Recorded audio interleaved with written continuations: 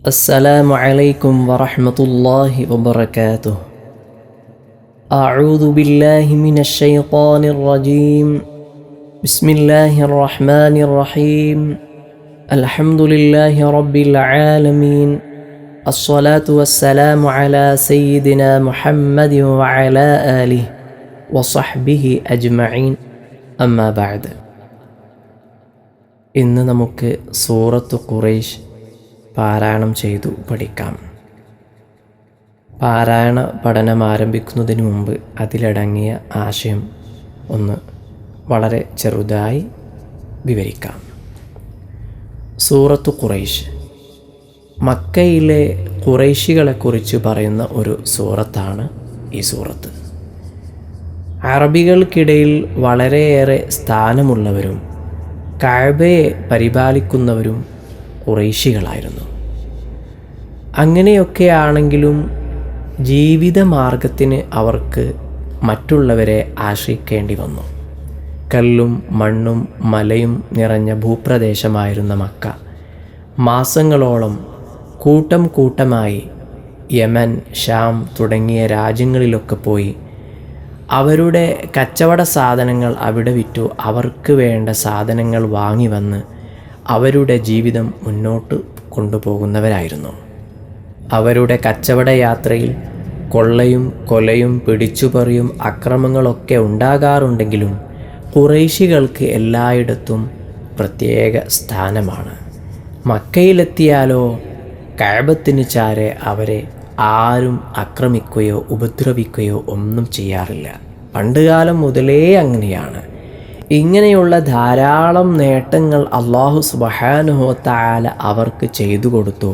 അതുകൊണ്ട് അവൻ പറയുന്നു, ഫൽയഅ്ബുദൂ റബ്ബ ഹാദൽ ബൈത്ത്, അതിനാൽ അവർ ഈ വീടിൻ്റെ റബ്ബിനെ ആരാധിക്കട്ടെ. എങ്ങനെയുള്ള അല്ലാഹുവാണ്, എങ്ങനെയുള്ള റബ്ബാണ്? അല്ലദീ അത്അമഹും മിൻ ജൂഇൻ വആമനഹും മിൻ ഖൗഫ്, വിശപ്പ് മാറ്റാൻ ഭക്ഷണം നൽകിയ അല്ലാഹു സുബ്ഹാനഹു വ തആല, ഭയത്തിൽ നിന്ന് സമാധാനം നൽകിയ അല്ലാഹു തആല, ആ അല്ലാഹുവിനെ അവർ ആരാധിക്കട്ടെ. ഇത്തരം കാര്യങ്ങളൊക്കെ പറയുന്ന സൂറത്താണ് സൂറത്ത് ഖുറൈശ്. ഇൻഷാ അല്ലാഹ് ഇനി നമുക്ക് പാരായണ പഠനത്തിലേക്ക് കടക്കാം. ആദ്യം പാരായണം ചെയ്യുമ്പോൾ ശ്രദ്ധിക്കേണ്ട ചില കാര്യങ്ങൾ വിവരിക്കും. അവസാനം സംഘമായി ഓതുകയും ചെയ്യാം. ഇനി ഈ സൂറത്ത് നമുക്ക് പാരായണം ചെയ്തു പഠിക്കാം. ആദ്യം പാരായണം ചെയ്യുമ്പോൾ ശ്രദ്ധിക്കേണ്ട ചില കാര്യങ്ങൾ വിവരിക്കും. ശേഷം സംഘമായി ഓതി പഠിക്കുകയും ചെയ്യാം. ഒന്നാമത്തെ ആയത്ത്. അഊദു ബില്ലാഹി മിനശ് ശൈത്വാനിർ റജീം. ബിസ്മില്ലാഹിർ റഹ്മാനിർ റഹീം. ലിഈലാഫി ഖുറൈശ്. ലിഈലാഫി ഫാ പ്രത്യേകം ശ്രദ്ധിക്കണം. ഖുറൈശ്, ഖുറൈശ് എന്ന പദത്തിലെ അവസാനത്തെ ഹർഫ് ഷീനാണ്. ഷീൻ എന്ന് പറയുന്ന ഹർഫിൽ ശ്രദ്ധിക്കേണ്ട ഒരു സിഫത്തുണ്ട്, തഫഷി, അഥവാ ഷീൻ ഉച്ചരിക്കുമ്പോൾ കാറ്റ് പരക്കണം. അഷ്, ഖുറൈശ്, ഇങ്ങനെയാണ് ഓതേണ്ടത്. ലിഈലാഫി ഖുറൈശ്. ഇവിടെ മറ്റൊരു കാര്യം പ്രത്യേകം ശ്രദ്ധിക്കേണ്ടത്, ഖുറൈശ് എന്ന പദത്തിൽ വഖഫ് ചെയ്യുമ്പോൾ രണ്ട് രൂപം ജായിസാണ്, അനുവദനീയമാണ്. ഒന്ന്, നാം ഇപ്പോൾ ഓതിയതുപോലെ മദ് ചെയ്യുക, അഥവാ കൂടുതൽ നീട്ടാതെ ചുരുക്കി ഓതുക. ലിഈലാഫി ഖുറൈശ്. മറ്റൊരു രൂപം ലിഈലാഫി ഖുറൈശ്.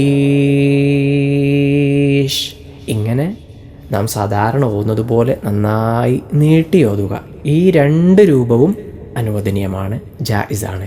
എങ്കിലും ഏറ്റവും നല്ലത് കൂടുതൽ നീട്ടാതെ ചുരുക്കി ഓതലാണ്. അത് എങ്ങനെയാണ്? ലിഈലാഫി ഖുറൈശ്.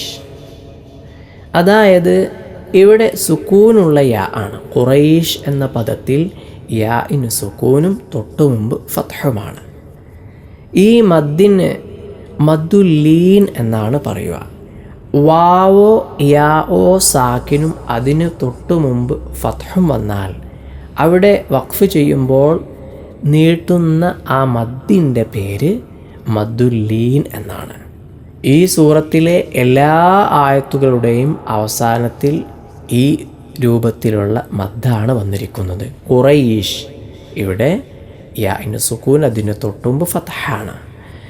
രണ്ടാമത്തെ ആയത്തിൽ വസ്സൈഫ്, അവിടെയും യാഇന് സുക്കൂനും തൊട്ടുമുമ്പ് ഫത്ഹുമാണ്. ബൈത്ത്, അവിടെയും തദൈവ.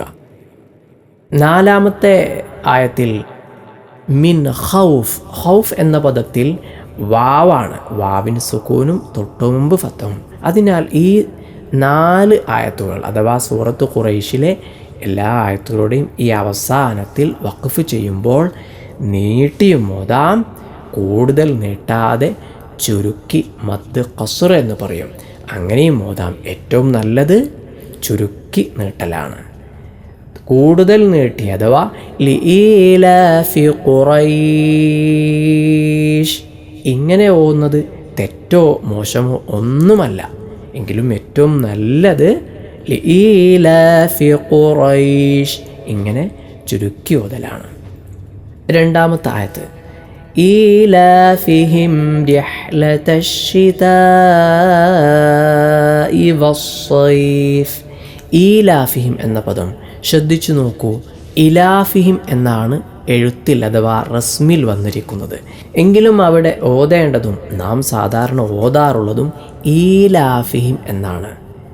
ഇലാഫിഹിം എന്ന് എഴുത്ത്, ഓതേണ്ടത് ഈലാഫിഹിം എന്ന്. ഇങ്ങനെ ഖുർആനിൽ ചില സ്ഥലങ്ങളിലൊക്കെ വന്നിട്ടുണ്ട്. അതായത് റസ്മിനോട് യോജിച്ചുകൊണ്ടല്ല നമ്മുടെ ഖിറാഅത്ത് എന്നർത്ഥം. അതിനാൽ ഇവിടെ ശ്രദ്ധിക്കുക. ഈലാഫിഹിം റിഹ്ല. റിഹ്ല എന്ന പദത്തിൽ പലരും ഹാഇന് ഹ ആയി ഓതാറുണ്ട്. അത് പിഴവാണ്. ഹ ആയി തന്നെ മൊഴിയണം. മറ്റൊന്ന് റിഹ്ല എന്ന പദത്തിലെ ഹായിൽ ഖൽഖല കൊടുത്തുകൊണ്ട് റിഹ്ല റിഹ്ല ഈ രൂപത്തിലും ഓതാറുണ്ട്. അതും ശരിയായ രൂപത്തിലുള്ള ഓത്തല്ല. റിഹ്ലതശ്ശിതാഇ അവിടെ നന്നായി മദ്ദു ചെയ്യുകയും ചെയ്യണം. റിഹ്ലതശ്ശിതാഇ വസ്സൈഫ്. വസ്സൈഫ് സാദാണ്. വസ്സൈഫ് അവിടെയുള്ള ആ ഒരു മദ്ദും പ്രത്യേകം ശ്രദ്ധിക്കുക. ഈലാഫിഹിം റിഹ്ലതശ്ശിതാഇ വസ്സൈഫ്.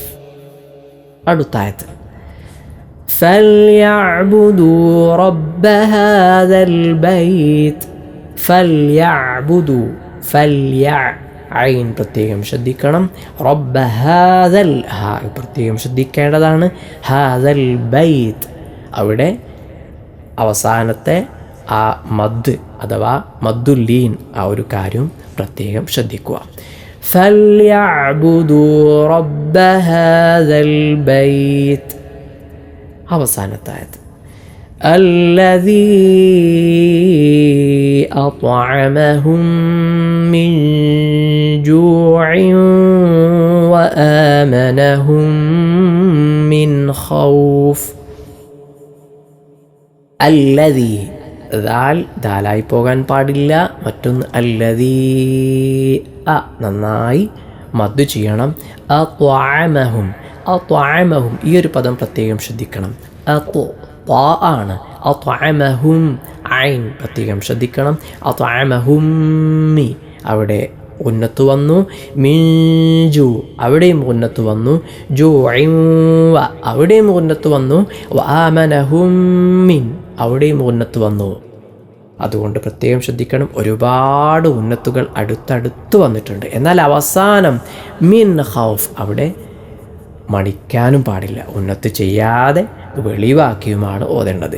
ചിലർ ഈ ആയത്ത് ഓതുമ്പോൾ ചില സ്ഥലങ്ങളിലൊക്കെ മണിക്കും, ചില സ്ഥലങ്ങളിലൊക്കെ മണിക്കുകയില്ല, വെളിവാക്കി ഓതും. അത് പിഴവാണ്. ഏതൊക്കെ സ്ഥലങ്ങളിലാണോ മണിച്ചുകൊണ്ട് ഓതേണ്ടത് ആ സ്ഥലങ്ങളിലൊക്കെ മണിക്കണം. മണിക്കാതെ ഓതേണ്ട സ്ഥലങ്ങളിൽ മണിക്കാതെ തന്നെ ഓതണം. അതുകൊണ്ട് പ്രത്യേകം ശ്രദ്ധിക്കുക. അല്ലദീ അത്അമഹും മിൻ ജൂഇൻ വആമനഹും മിൻ ഖൗഫ്. ഇങ്ങനെ തന്നെ ഓതുക. ഇനി ഈ സൂറത്ത് നമുക്ക് സംഘമായി ഓതാം. ആവർത്തിച്ചോതുമ്പോൾ കൂടെ നിങ്ങളും ഓതുക. أعوذ بالله من الشيطان الرجيم. أعوذ بالله من الشيطان الرجيم.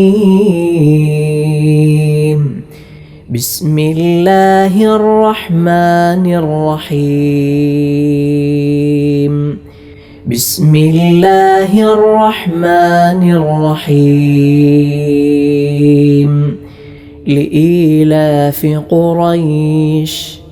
لإيلاف قريش إيلافهم رحلة الشتاء والصيف. إيلافهم رحلة الشتاء والصيف. فليعبدوا رب هذا البيت. فليعبدوا رب هذا البيت الذي أطعمهم من جوع وآمنهم من خوف. الذي أطعمهم من جوع وآمنهم من خوف. ഈ സൂറത്ത് പാരായണം ചെയ്യുമ്പോൾ ശ്രദ്ധിക്കേണ്ട മുമ്പ് പറഞ്ഞ അത്തരം കാര്യങ്ങളൊക്കെ ശ്രദ്ധിച്ചുകൊണ്ട് ഓതുക. അല്ലാഹു സുബ്ഹാനഹു വ തആല അതിന് തൗഫീഖ് ചെയ്യട്ടെ. വൽഹംദുലില്ലാഹി റബ്ബിൽ ആലമീൻ. അസ്സലാമു അലൈക്കും വറഹ്മത്തുള്ളാഹി വബറകാതുഹു.